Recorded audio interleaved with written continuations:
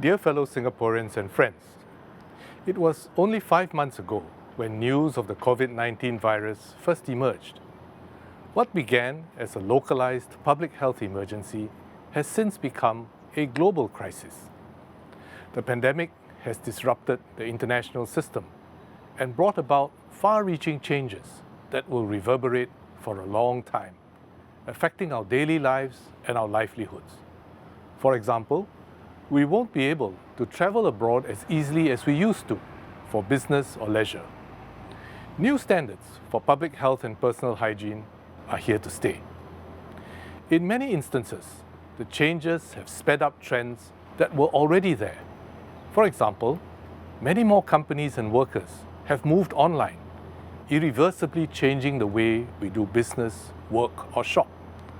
This will impact the way companies compete and countries trade with each other.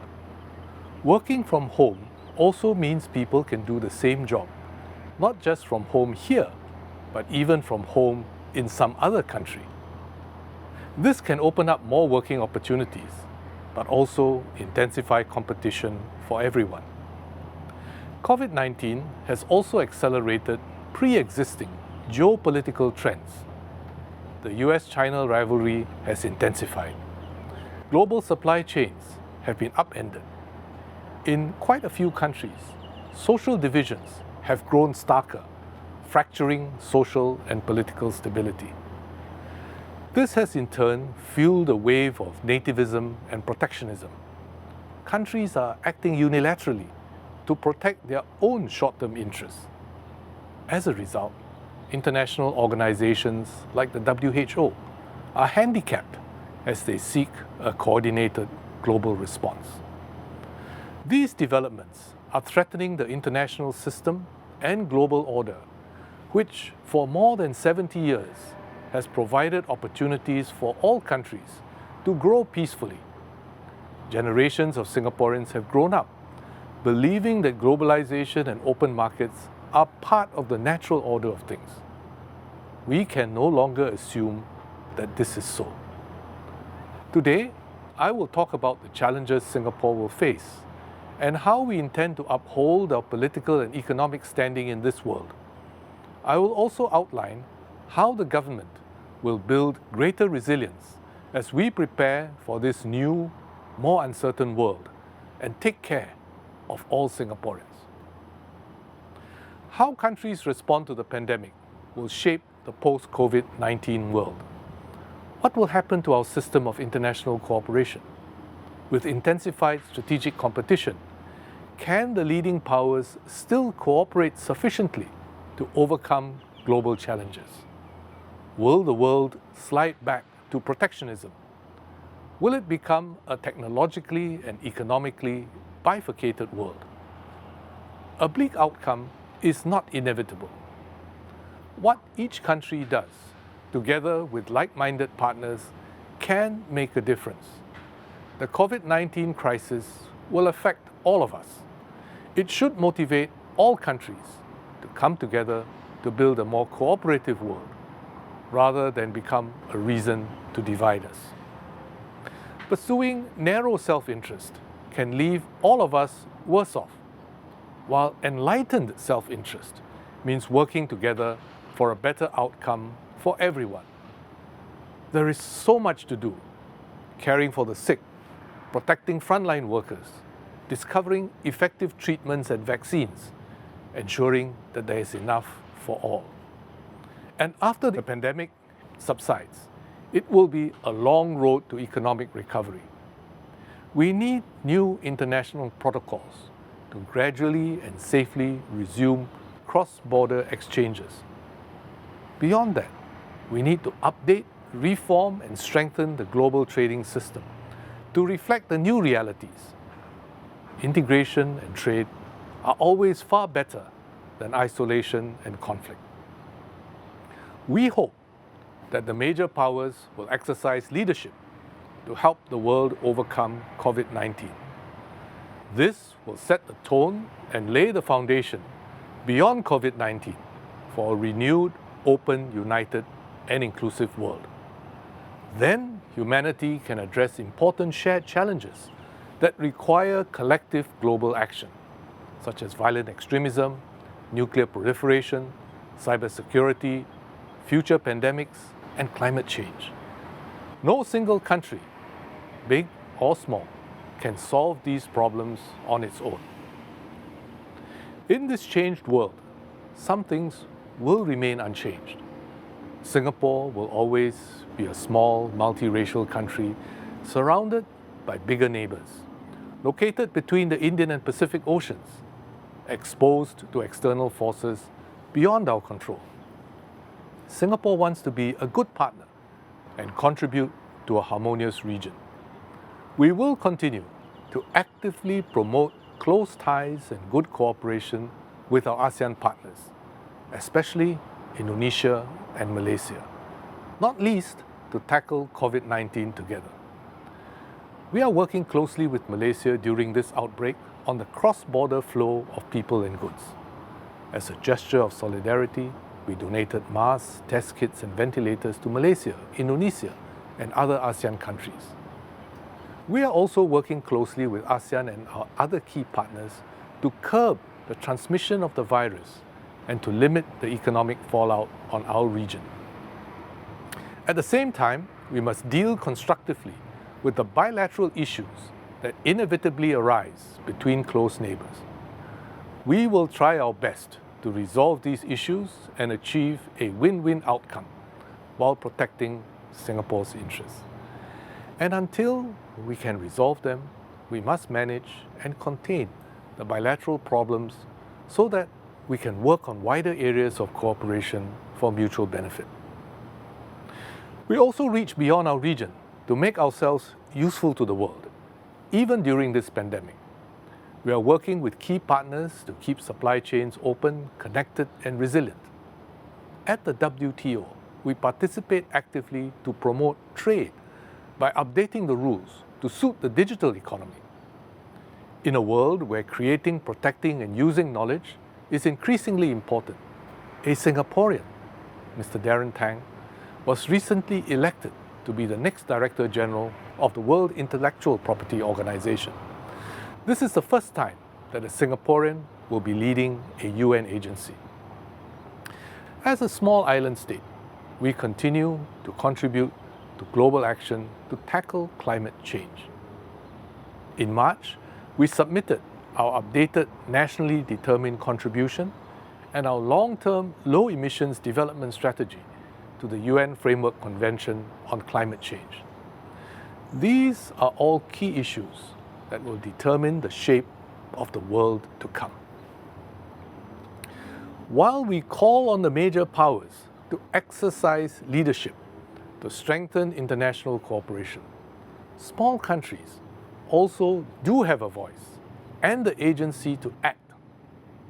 Thus, while the world's largest economies have the G20, smaller and medium-sized UN member states, including Singapore, have come together to form the 3G, or Global Governance Group. This 30-member grouping provides inputs to the G20, making global discourse more diverse and inclusive. Singapore also founded and continues to lead the Forum of Small States at the UN to give its members a stronger collective voice.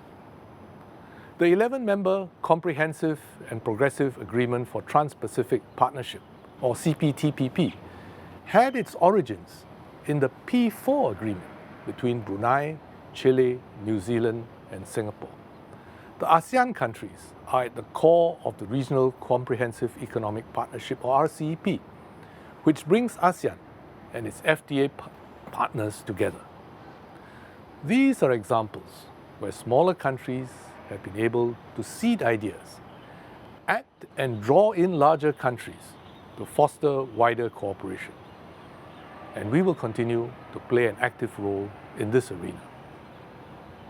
To play such a constructive role on the world stage and to protect our national interests, we require an able and agile foreign service. Our Ministry of Foreign Affairs, together with other government agencies, work hard to help Singapore chart our path in the world and create more opportunities and space for Singaporeans. This has now become even more important with the global changes brought about by COVID-19. Singapore can hold its own in the world only if we are strong, successful, and united at home. Only then can our diplomats speak with a credible voice. Only then can we prevent adversaries from manipulating opinions and inciting discord within Singapore. Only then can we offer something of value so that others want to work with us. We can face the world outside with confidence only if we are strong inside. The COVID-19 crisis has been a stringent test of our ability and resolve to tackle challenges at home. Dealing with it has required an unprecedented whole-of-nation response. We established the multi-ministry task force in January to coordinate this. The MTF has had to make difficult decisions amidst uncertainty and incomplete information as the world struggled to understand this new, silent, fast-moving and virulent threat. The crisis has stretched our resources and capacity, but we have been able to orientate, adapt and act rapidly as the virus came upon us in waves. Each wave required us to develop and deploy novel measures to slow down the spread and contain it. With patience and perseverance and support and cooperation from everyone, we have brought down the number of cases in our general community. We have also stabilized the outbreak among our migrant workers. We are now carrying out a deliberate plan to test and clear every migrant worker living in the dormitories so that they are well and can safely resume work. As a result, we can now begin to restart activities gradually and safely, taking all the needed precautions that Minister Lawrence Wong described in the previous broadcast. As we emerge from the pandemic, we will need to build a more resilient Singapore, which can respond quickly and effectively in a more uncertain world. Let me touch on three aspects of our resilience: crisis response, economic resilience, and social resilience. First, COVID-19 has highlighted the importance of building reserves and resilience to respond to unexpected crises. We need not just financial reserves, we also need able and experienced people, organizational capacity, and operational agility. When COVID-19 struck, we could draw on the knowledge, expertise, and capacity in our healthcare system built up after our SARS experience. And we could tap the SAF to rapidly build up our contact tracing capacity, as we did during SARS. But no two crises are the same. And tackling COVID-19, especially the outbreak in our migrant worker community, has been a major challenge. We had heightened surveillance and tightened precautions in our migrant worker dormitories early on. Unfortunately, these turned out to be insufficient because the virus was far more infectious than SARS. On 25th March, we recorded 0 cases in our dormitories. Just 10 days later, on 4th April, when the number increased to 26 cases, we acted decisively to isolate the dormitories.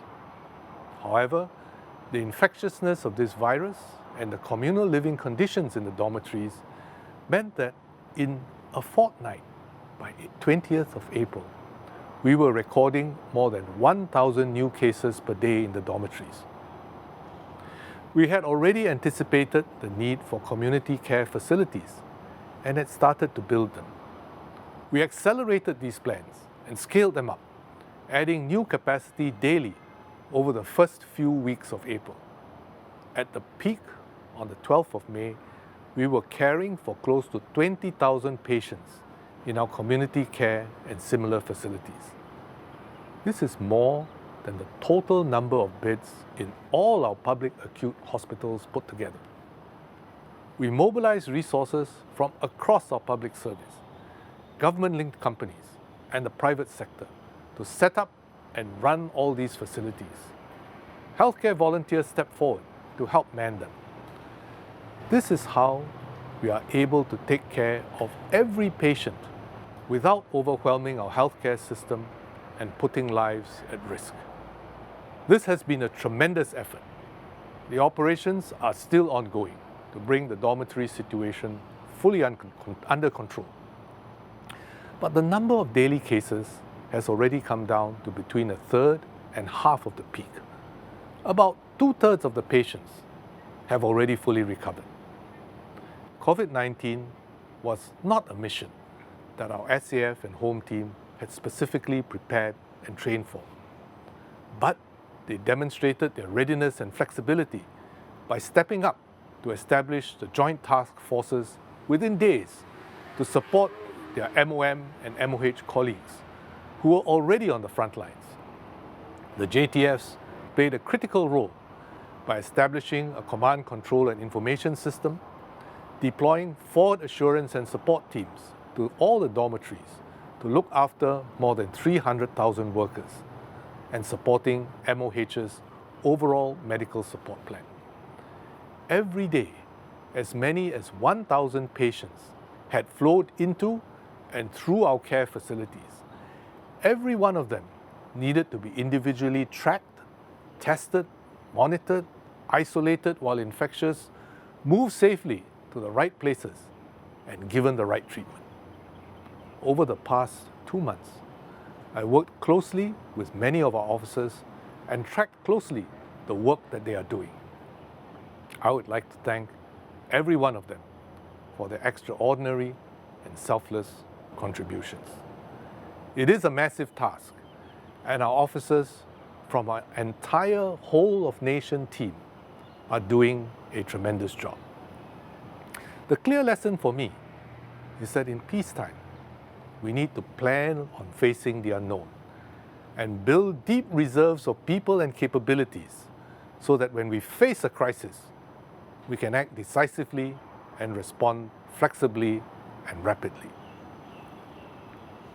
Second, we need economic resilience. In the immediate term, this means dealing with the direct impact of COVID-19 on our livelihoods and supply chains. Thus far, we have managed to maintain our food and essential supplies through stockpiling, diversification, and self-production. These would not have been possible without the industrial capacity and economic resilience that we have built up over the years. Keeping Singaporeans informed daily and dealing with the crisis in a transparent, systematic, and thorough way has further strengthened Singapore's reputation for trust, credibility, and transparency in the eyes of international investors. This will stand us in good stead. We have faced and overcome such challenges before.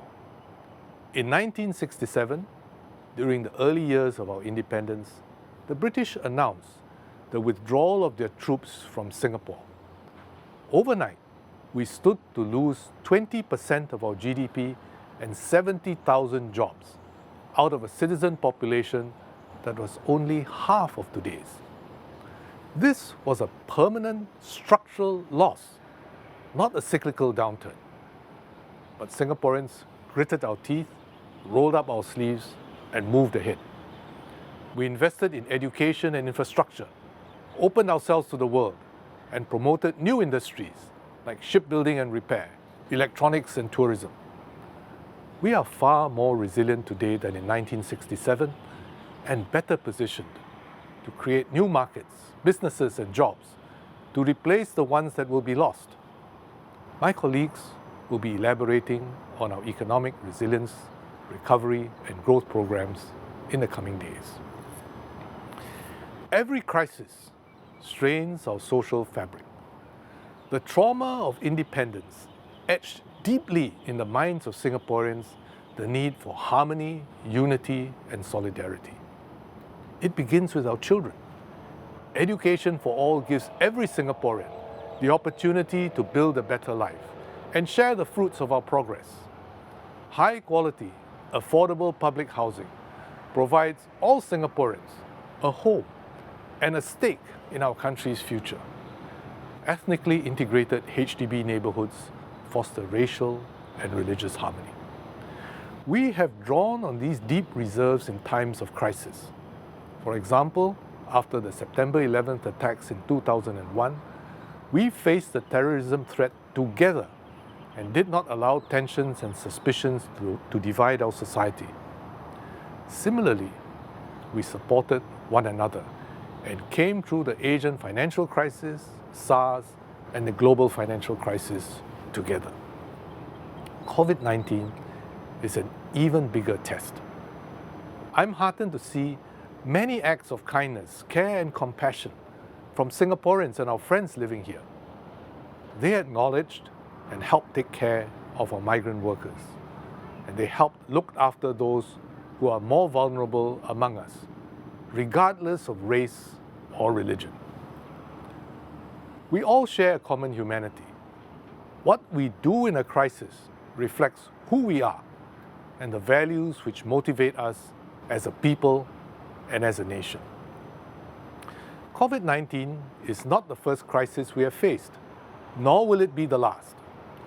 As a small country, we are more exposed and vulnerable than others. In our short history, we have repeatedly faced and overcome crises, about once every decade, some more serious than others. The COVID-19 pandemic is the largest and most complex I have encountered in more than 40 years of public service. We have responded to COVID-19 as one nation, mobilizing our financial reserves, our public services, our crisis response capacity, and our social capital. Singaporeans have stepped forward to do our part, helping others in need, keeping ourselves and others safe during the circuit breaker. We have avoided the fissures that have divided some other countries, fissures that have hindered their ability to respond properly and cost them lives and livelihoods. The Multi-Ministry Task Force is overseeing our national response to COVID-19. A new generation of ministers, civil servants, healthcare professionals, Home Team and SAF officers are taking the lead. For many, this is their first major crisis. The ministers have sought advice and tapped the experience and knowledge of their older cabinet colleagues and consulted widely within and outside the government. Over the past few months, I've worked very closely with them. We speak daily and exchange views freely. They have stepped up to the task, worked together as a team, and led from the front. This is the way that we collectively ensure resilience and continuity in our leadership team for Singapore.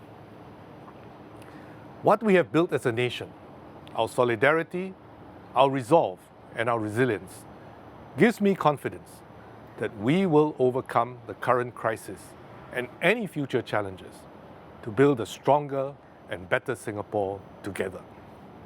Thank you, and good health to you and your families.